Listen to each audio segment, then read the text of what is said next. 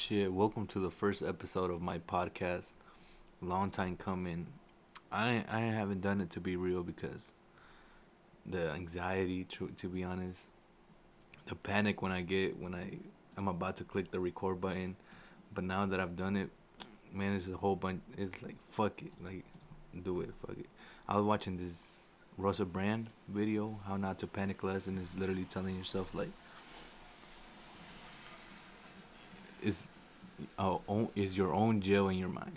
Is you literally blocking yourself. The only thing stopping you from doing what you want is yourself. Like it's not nobody else. I'm not chained up to nothing. I'm not chained up to my room. I'm not chained up to a house. I'm not chained up to a job. I'm not chained up to a certain way of thinking. Like this is what I want to do, and this is what we're gonna. And this is what I'm gonna pursue in the future right now. So this is the first episode, and what I want to talk about is like we're nearing the end of 2020. And for some people, 2020 has been good, bad, mediocre. They continue their lives the way they've been living. They haven't changed a bit. They probably have the same routines. Some people have awakened their eyes and be like, oh, then this is a new opportunity for us to pursue a certain thing. Like for us as a family, we lost our job as soon as COVID happened. And y'all know COVID. We won't even talk about it because YouTube is on some bitch ass shit because of whatever you say about COVID. So we're not even really gonna talk about it. I want to talk about it, but we're not gonna talk about it. But I was saying we lost our job as soon as COVID hit. You know, I I found out about it because China was locking down. So I'm like, the next thing that's gonna happen, if China locks down, big economy, the rest of the world's gonna follow. Like I always say this phrase like monkey see, monkey do, and that's what we did. I mean, we followed what they did, right?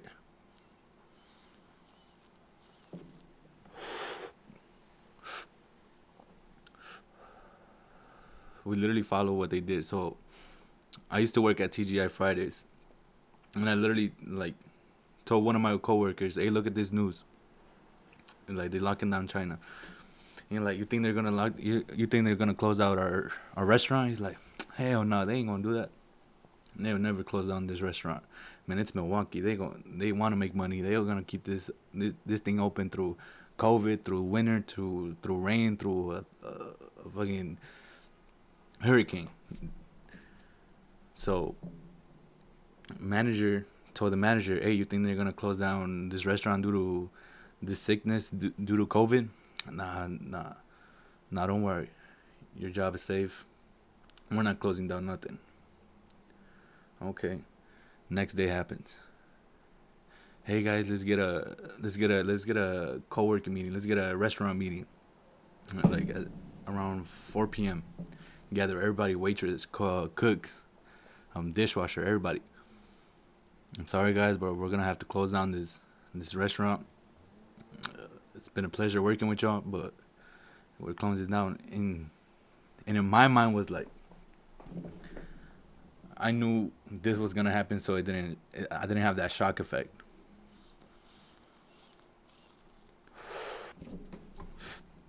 And I already had told my family like this might happen, so they already had in their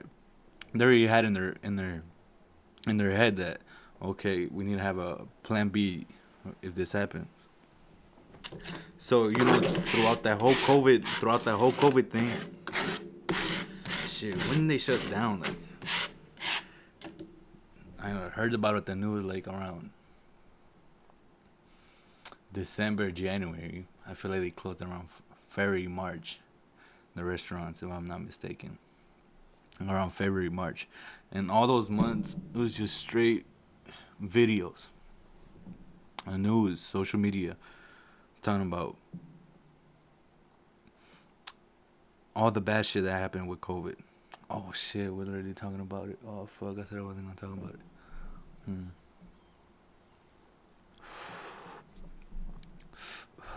Ah man, fuck it. Oh no, but I was talking about how we lost our job, right? And so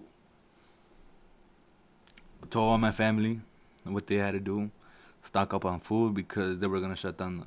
They're gonna shut down every restaurant, every business. Boom, they did. So we stocked up. All right, but had a little money saved up too. But here in Milwaukee, this is where I'm from, Milwaukee, Wisconsin.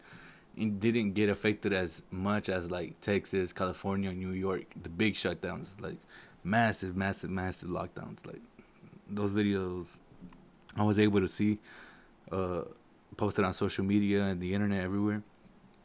Like it was crazy. Like especially with the looting,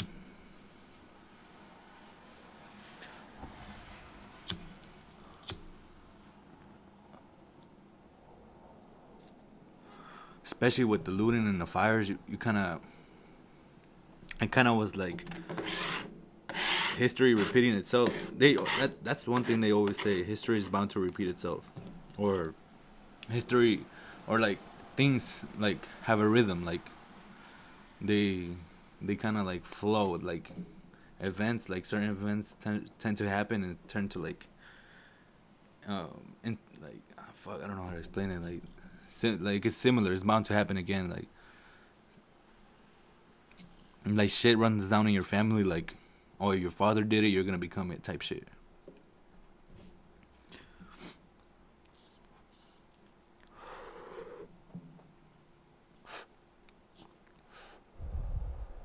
Damn, I lost my train of thought. Damn.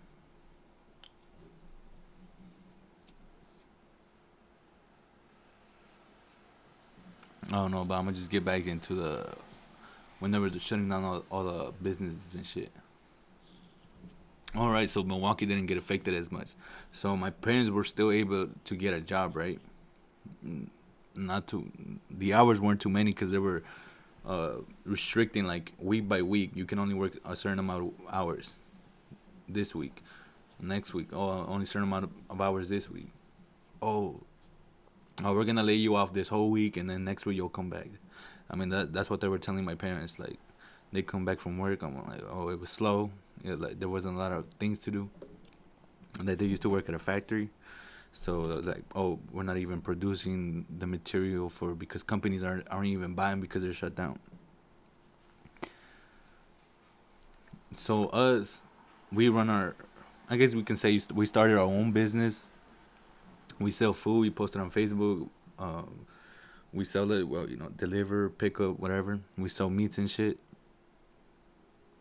And luckily, that thing's been going good for us, and it's able to replace what I was making at TGI Fridays. It's able to replace what my dad was making at his factory, and it's able to like pay the whole bills of our house and all that. That's all we need. Like we're not asking for more. We're not asking like we're not begging for more like that. We're comfortable where we're at. But again, 2020 is coming to end, so certain people have different, outlooks on out like different outcomes of this year. Some people might be going through it rough,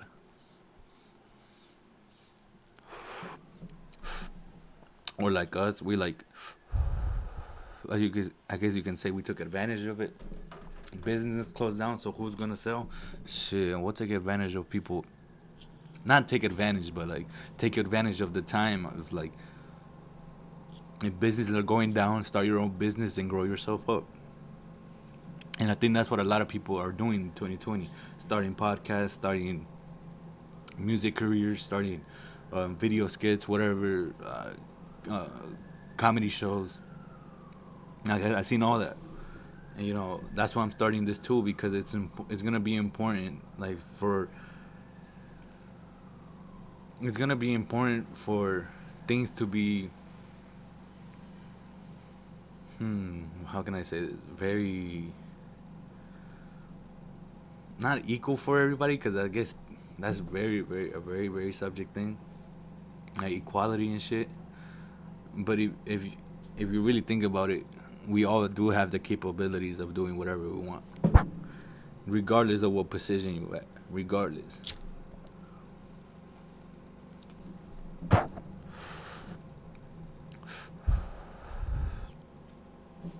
know it might seem tough, like especially through times like this, but these are the times where people who are, I guess, mentally tough, uh, strong-willed, think logically and shit, are able to maneuver through times like this. I mean, if you can't, then you're slacking. I mean, you literally. I mean, not to like bash anybody, but you are slacking, and I feel like this is my first episode, right? And it's November 25, 2020. And I've always wanted to start this ever since like towards the end of 2019. I wanted to start it, but I just wasn't sure what was I gonna talk about. Do I want to talk about video games? Man, everybody talks about video games. Do I want to talk about pop culture? Man, no, not really. Do I want to talk about sports?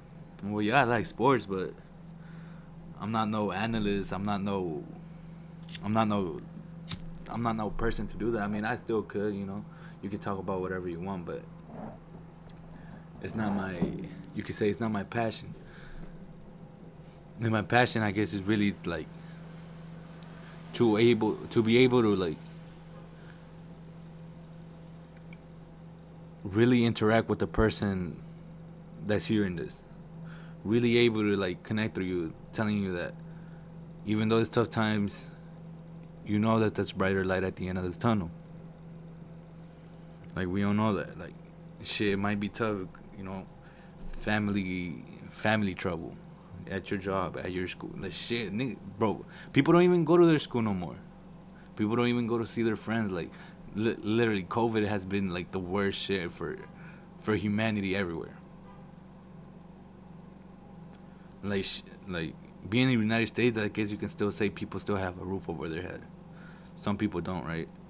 But what about people like in Africa who literally are starving to death? Right? Literally pulled up an article in my phone saying about the things I wanted to talk about today. Hold on, let me just find it, right? Google United States of America. Pulled up the news and then the Washington Post. I guess you can say that's a credible news site. The Washington Post, right? Headline: A growing number of Americans are going hungry. Well, no shit, bro. You're locking down society. You're locking down the ability of people to get income so they can feed their family. You're denying from kids going to school and getting that free lunch. Like bro. I guess some schools do be giving their lunch to some people. Like my sister still goes to high school, and then they offer her food, um, so she can eat because she can't go to school and have the breakfast and lunch, and then they offered that, but I don't know. I mean, literally, there's an article saying a growing number of Americans are going hungry. 26 million now say they don't have enough to eat as the pandemic worsens and holidays near. So I guess you can say, why keep a lockdown if this shit is happening? If you guys know that this shit's gonna happen.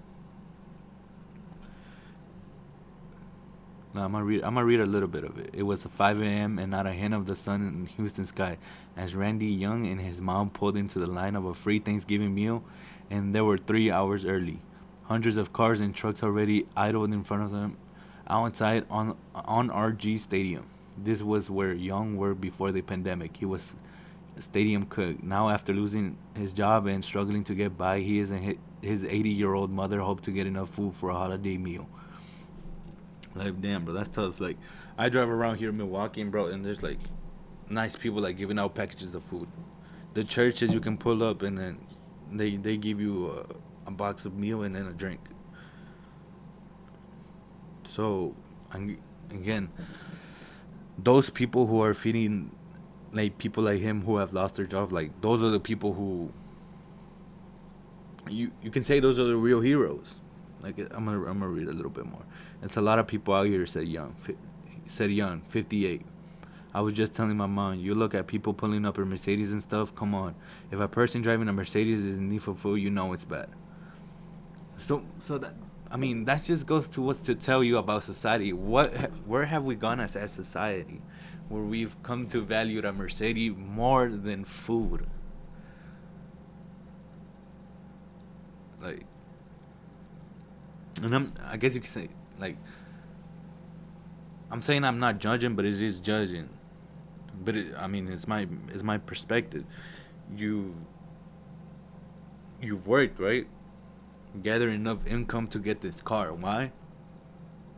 Who knows? Who knows what type of Mercedes? Could be a cheap Mercedes, could be an expensive Mercedes, you know. But why did you want the Mercedes? Why not the Honda? Shit, right?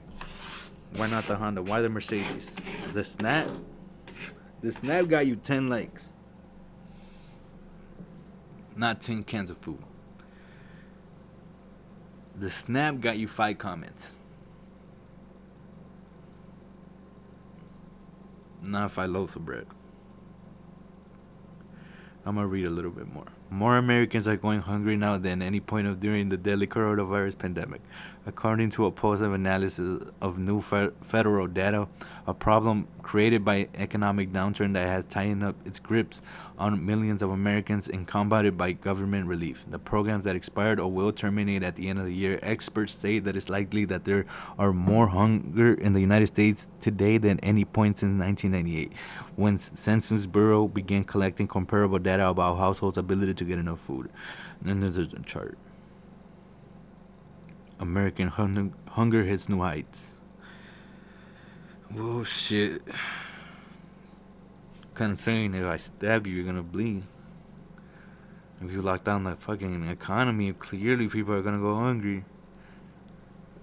You lock down people. You literally take away the privilege of people going to work. You take away the privilege of people going to work, and well, clearly they're not gonna be able to sustain their family. 1 in 8 Americans reported that sometimes or often didn't have enough food to eat in the past week, hitting nearly 26 million American adults, an increase several times greater than the most comparable pre-pandemic figure, according to Census Bureau survey data collected in late October and nearly November. The number climbed to more than 1 in 6 adults in households with children. It's been driven by the virus and the unpredictable government response. The unpredictable government response, bro. But I'm pretty sure doctors were telling Trump to shut down the government, to shut down the shut down the economy, shut down society to stop the spread of the virus. But if you know plenty of people are gonna die, why even do it? Shit, the flu kills people. We're not shutting down every winter, right? Shit. Nowhere has there been more hunger surge worse than Houston. With a metro area population of 7 million, Houston was pulverized in the summer, where the coronavirus overwhelmed hospitals and the local economy was been particularly hard hit by weak oil prices, making matters worse. Oh Lord. Let's go to another headline. We must face up to what is happening in the United States of America. The United States of America, can this brand be saved? The brand of America? Which really? Biden's aim to restore U.S. leadership could be a tall order in a changed world. America is back. Biden pushes past Trump era with nominees. What? U.S. coronavirus hospitalizations record levels. As state sounds alarm and holiday looms. Bro, stop playing. They're literally restricting society of traditions, of normal God-given human rights, of gathering around a table and having a meal. There has to be some type of other news over here. Trump pardons Michael Flynn. That's probably a good thing, right?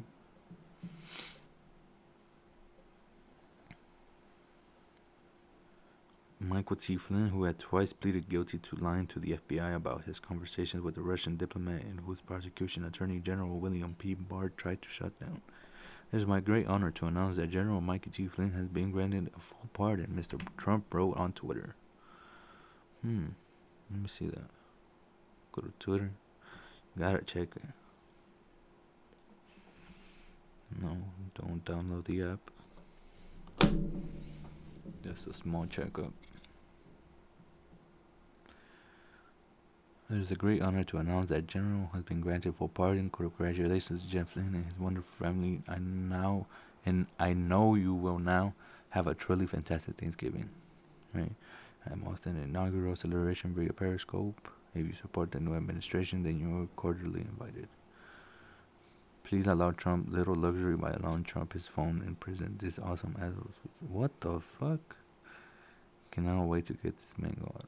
What are people talking about?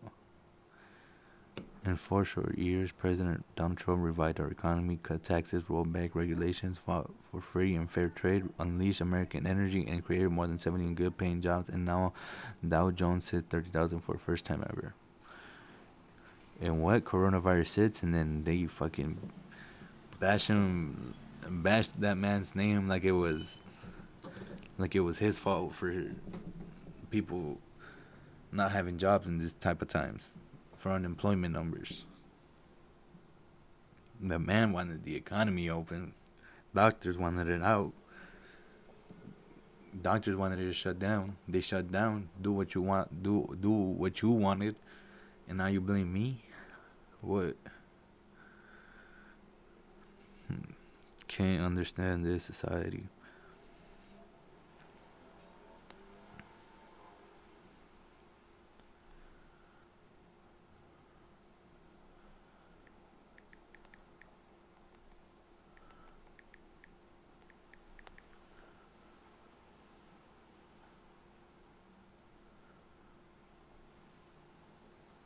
Alright, let's check some other headlines.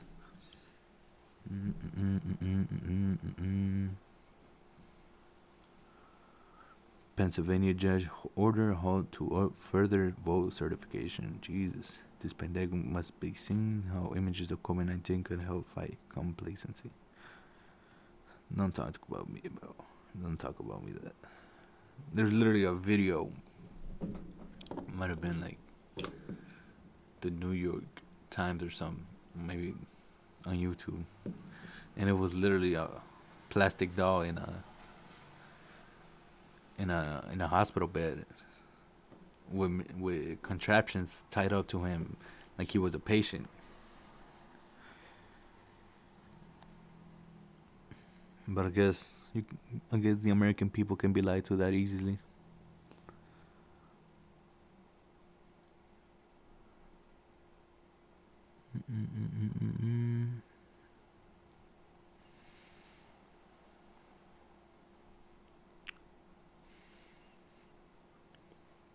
Well, I guess we're not gonna talk. That's about it.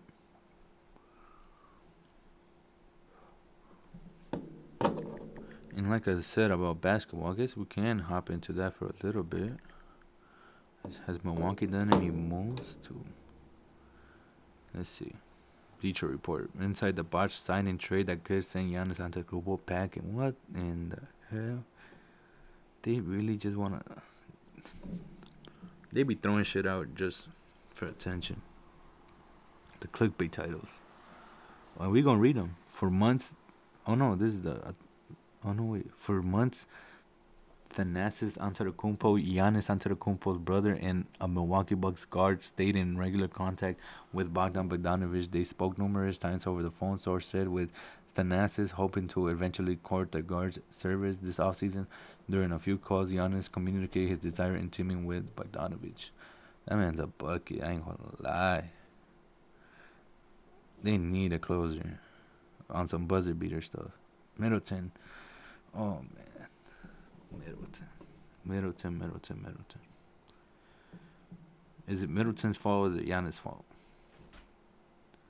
For not able to execute on a half court.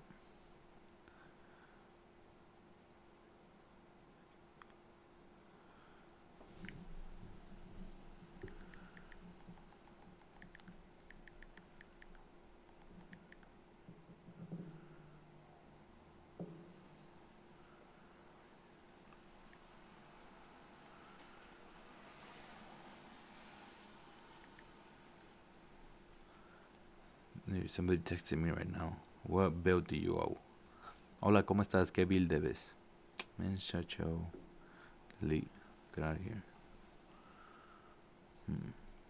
Alright, back to Milwaukee.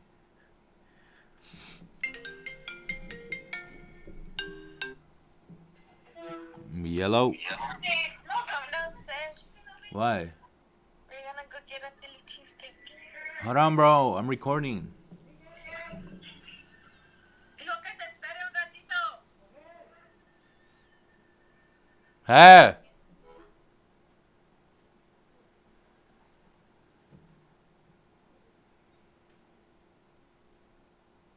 Damn, I guess we're gonna end it right there. Giannis and Bogdanovich teaming up. Alright, catch y'all tomorrow. Subscribe and hit the like. Comment if you enjoyed anything I talked about today. Shit. And have a good day. Peace.